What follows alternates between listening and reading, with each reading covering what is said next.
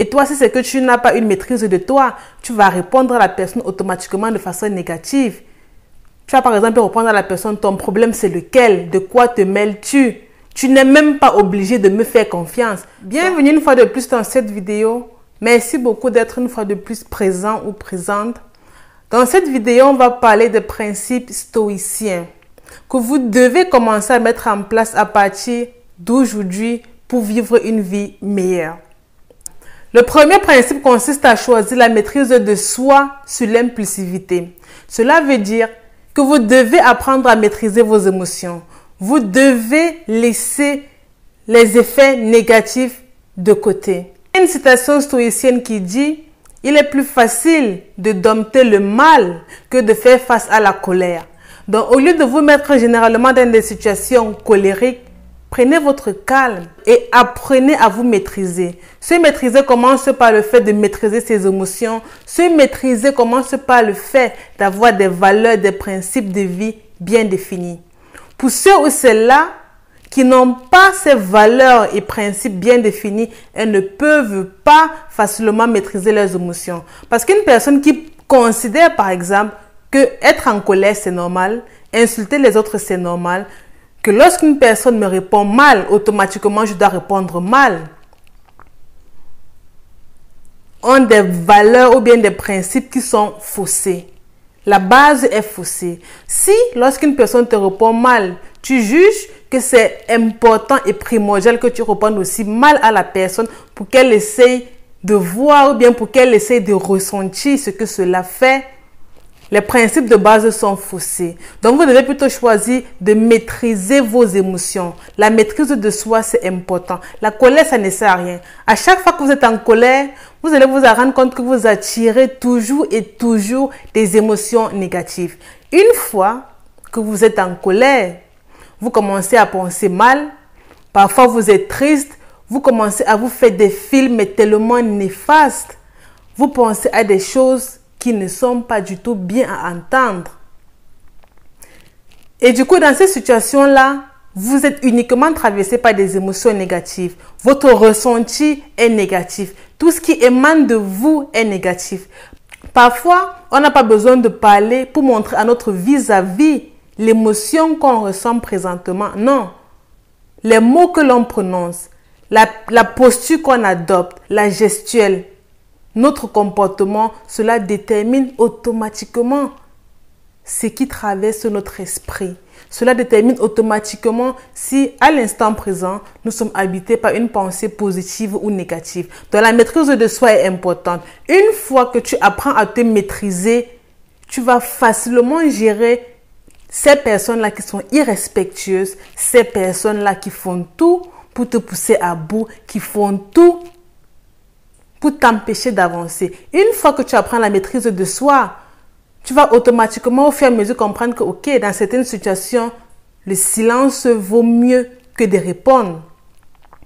Si une personne passe son temps à te dénigrer, une personne passe le temps à dire que mais tellement tu es indiscipliné qu'on ne peut même pas te confier une tâche, qu'on ne peut même pas te faire confiance.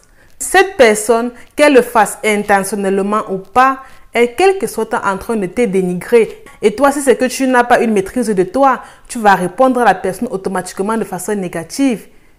Tu vas par exemple répondre à la personne, ton problème c'est lequel? De quoi te mêles-tu? Tu n'es même pas obligé de me faire confiance. Donc, tu vas répondre à la personne de telle sorte que la personne automatiquement va aussi se sentir blessée.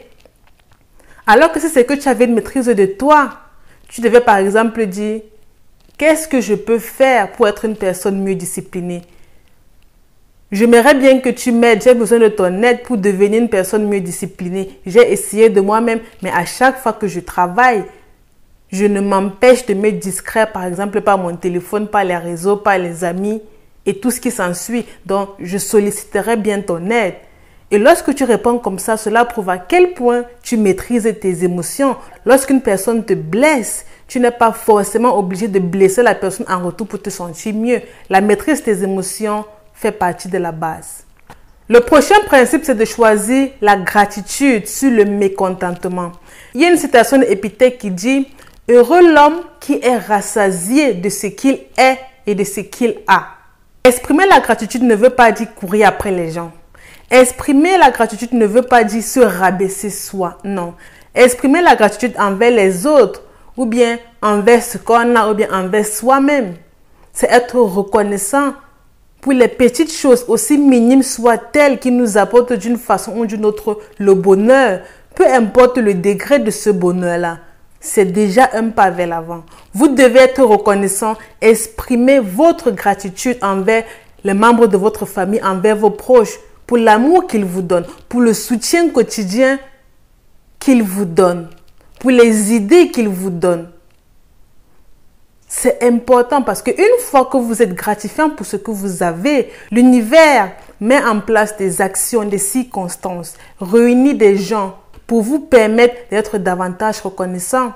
Si une personne, par exemple, vous a aidé avec votre déménagement, exprimez juste votre gratitude en disant merci. Ou bien si vous voulez même aller plus loin, vous dites « Je suis reconnaissante et heureuse que tu aies sacrifié de ton temps pour m'aider.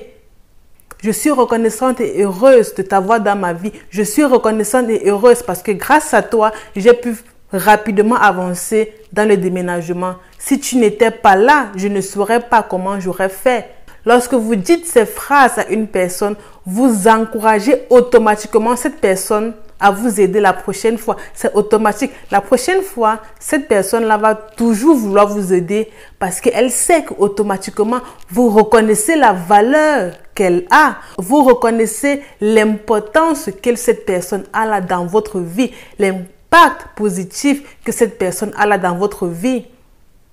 Et automatiquement, à chaque fois que vous aurez besoin d'elle, si possible, si elle a du temps, elle viendra vous aider sans souci.